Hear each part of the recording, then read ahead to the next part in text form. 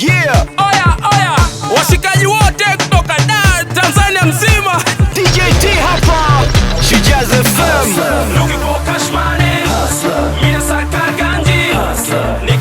Nawakilisha kitaa kwa wana wote makacha. Mi hustler, mi boss, mi hustler, mi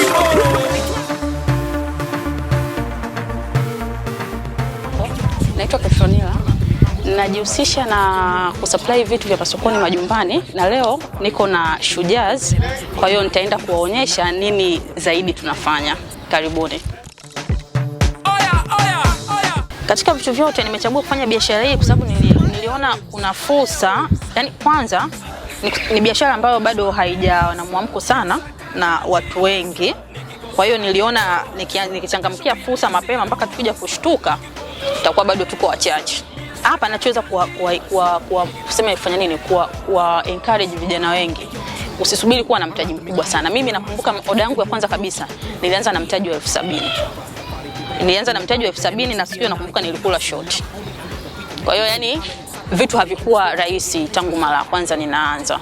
Huwa nina tabia ya kusoma sana vitu kwenye mitandao, hasa nyakati za usiku ambazo watu wengi najua wanakuaga wamelala muda huo, sio kunakuwa kumetulia. Kwa hiyo ninatumia kama fursa mimi kusoma vitu kama hivyo, kwa sababu najua biashara kama hii kwa nchi za wenzetu ndio vitu ambavyo viko sana tofauti na kwetu. Kwa hiyo ni idea nyingi nilipata kutoka huko. Kwa hiyo nikaona mimi kwa nini na mimi nisijaribu? Yani kama wenzetu wanafanya wanaweza, nadhani hata mimi nikifanya itawezekana. Muda wangu wa ziada mara nyingi ninautumia kufikiria jinsi mbinu mpya za kuwafurahisha wateja wangu na kuencourage wateja wengine wapya.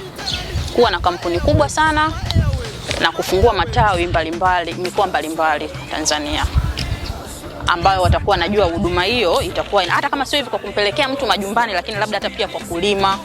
Yeah.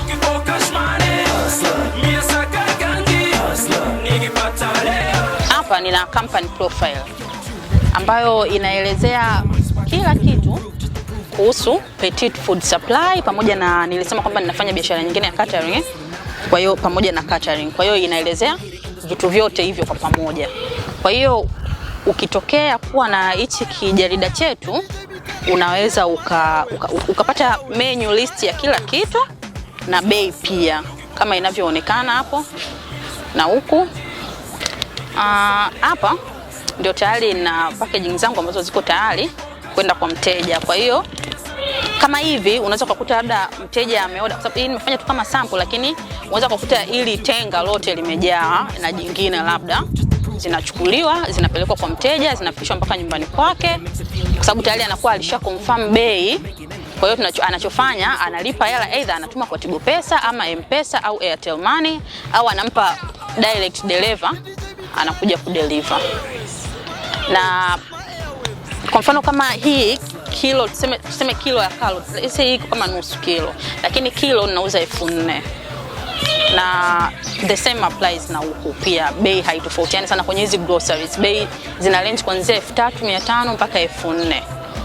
Nyanya, vitunguu, carrot, hoho, nyanya chungu, bamia, vitu kama hivyo. Hizo groceries zote zina range hapo.